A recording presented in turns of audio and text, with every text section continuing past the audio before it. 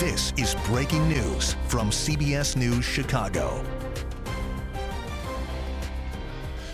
Good evening from the United Center, where we are covering the 2024 Democratic National Convention. As the roll call is going on in here, Joe, there are protests where the numbers are increasing outside. They increase rapidly. Our Jermont Terry is outside basically the Ogilvy Center, which has been shut down, or at least one entrance of it, part of the afternoon and evening in anticipation of this group that's here now. Let's check in with Jermont and get the latest. Jermont?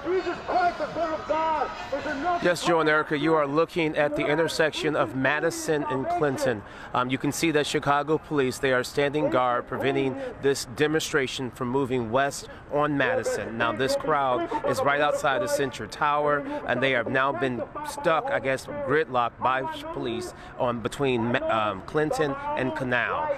This is a pro-Palestinian rally that was planned for this 7 o'clock hour. Chicago police, they have been out here for the majority of the afternoon, prepared for what could happen. We are hearing that this group did not really have a permit. If you look a little bit to our left, you can see that traffic is still heading south on Clinton. Chicago police want to make sure that this group is currently not moving, being disruptive to the traffic in downtown, yet allowing for this demonstration to go through and their rights to be heard and their voices as well. Now, at the same time, we were told that there would be a pro-Israel counter demonstration at the same time. I can honestly say that I have not seen any pro-Israeli individuals mixed in this crowd at this moment, but that is still to be determined. But the breaking news that we're dealing with right now, Chicago police, along with the bike patrol and also the patrol officers, are standing guard, making sure that this crowd stays where they were planned to demonstrate. We're going to try to get closer here from some of the concerns of the demonstrators that are taking place right now, but this is the live picture that you've been looking at. Again, it's a little bit after 7 o'clock, and this group was scheduled to start at 7, and here it is going on 7:15, and then demonstrations are taking place. We're going to monitor it throughout the night, of course, here on our stream, and give you updates as they become available. For now, reporting live along Madison and Clinton in the Loop, I'm Jermont Terry. I'm going to send it back to you, Joe and Erica, at the United Center. All right, Jermont, thank you. Now, we know we have a team of reporters out there, Andrew Ramos also on the scene, but as Jermont was saying, it looked like there was the potential for clashes with pro-Palestinian and pro-Israeli protesters. However, he's not seeing that presence, and from what we were seeing, at least from his vantage point, it looked pretty peaceful. Andrew, I'm curious, have they made it clear which group this is? Because there was a group that had threatened to take police beatings and arrests in an effort to shut down the DNC for Gaza. Do you know which group is behind or part of this demonstration here tonight? Well, right now, what we understand is that the group on location is the pro-Palestinian group. This is the Behind Enemy Lines group that organized a bulk of this demonstration tonight.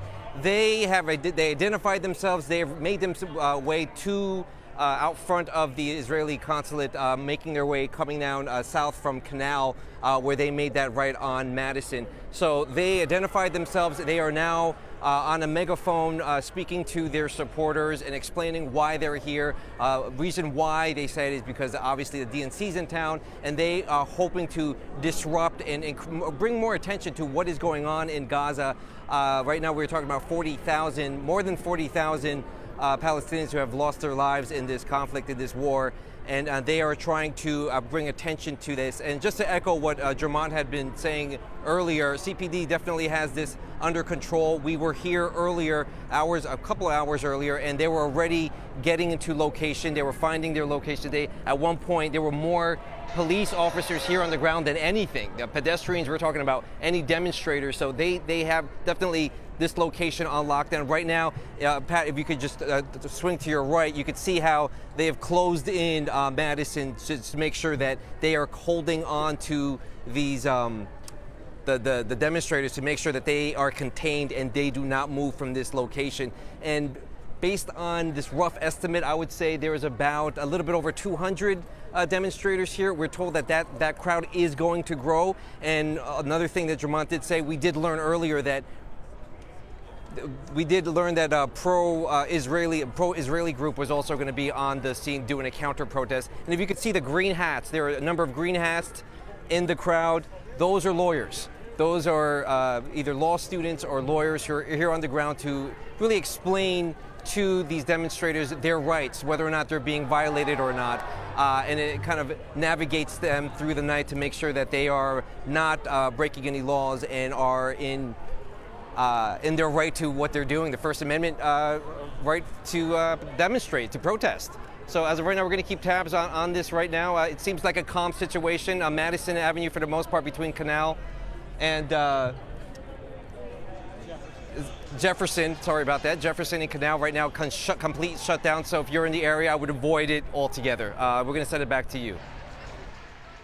All right, Andrew, thank you. We have another view of this protest here, looking down Madison. And Joe, I know you mentioned this, or while Andrew was talking, we were taking a look at the video, and we see that there is one Israeli flag there. There were questions about whether there would actually be another crowd with a counter protest. It's now, I do see it's hard to make out there to the left there, make criminal Israel pay. So amongst many of these pro-Palestinian protesters, there's at least one person holding that flag. But from this vantage point, you can see that on top of the police presence and the media presence, there are several hundred protesters here outside the Israeli consulate, at this point peaceful.